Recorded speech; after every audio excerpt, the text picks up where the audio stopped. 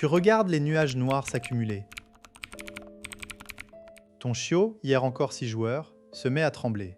Il refuse de sortir, se cache sous la table et toi tu es perdu.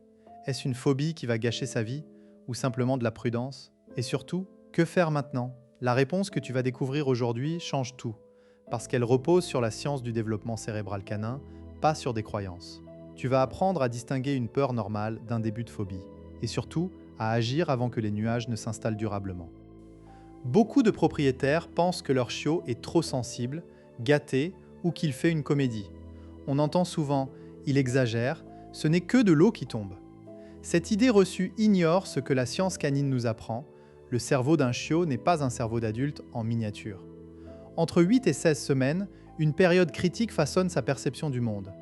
Un bruit soudain, une sensation nouvelle, et tout peut basculer. En réalité, ce que tu prends pour un caprice ou une sensibilité excessive est souvent un mécanisme de survie parfaitement normal, la néophobie. Selon le chercheur John Bradshaw, les chiots passent par une phase de peur intense des nouveautés qui culmine vers 12 semaines. Appeler cela phobie est un abus de langage. Il s'agit d'une réponse adaptative, non d'un trouble, mais si elle n'est pas gérée correctement, cette peur peut effectivement se transformer en véritable phobie. Le mécanisme caché est simple. Le chiot apprend par association. S'il vit une expérience qu'il interprète comme négative, bruit fort, chevaux qui ruent, pluie battante sur les vitres, son cerveau enregistre ce stimulus exangé. Chaque répétition sans issue favorable renforce la peur. A l'inverse, s'il fait l'expérience qu'une chose soi-disant terrifiante n'est en fait pas grave, voire agréable, la peur s'efface.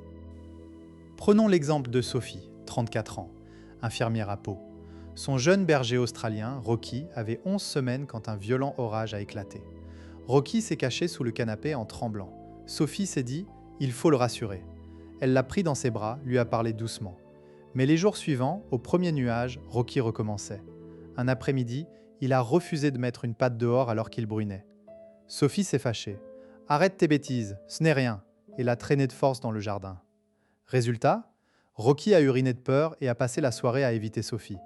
Sophie était désemparée. « Je fais tout ce qu'on dit. L'apaiser ou le forcer, rien ne marche. » Sophie, comme tant d'autres, oscillait entre deux écueils. La surprotection, qui valide la peur, et la confrontation brutale, qui la renforce. Rocky montrait des signes clairs de néophobie, pupilles dilatées, oreilles en arrière, queue basse, halètement sans effort. Des signaux que Sophie interprétait mal. Elle voulait bien faire, mais la psychologie canine a ses propres règles. Alors comment décoder la peur de ton chiot? Voici 3 signes qui indiquent une néophobie gérable et non une phobie installée. 1. La peur disparaît en quelques minutes après la fin du stimulus, la pluie cesse, le chiot se détend. 2. Il est capable de manger une friandise de valeur élevée, poulet, fromage, même en présence du bruit, à distance. 3. Il se rapproche de toi pour chercher du réconfort, mais continue à explorer visuellement la source de la peur. Si ton chiot présente ces signes, rassure-toi, c'est une peur normale et tu peux agir. En revanche, si la peur dure des heures après la pluie, s'il refuse toute nourriture, ou s'il cherche à se cacher dans un endroit sombre sans bouger, il peut s'agir d'un début de phobie. Mais nous sommes encore à temps d'intervenir. Les conséquences d'une mauvaise gestion sont lourdes.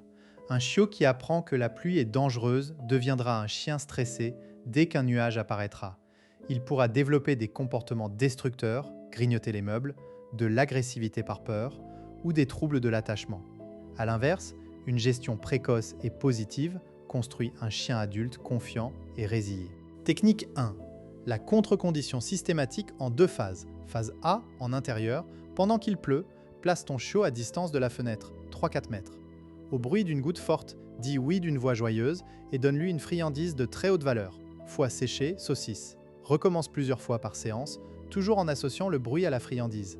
Phase B, après quelques jours, ajoute un déclencheur visuel. Avant l'orage, mets en place une routine.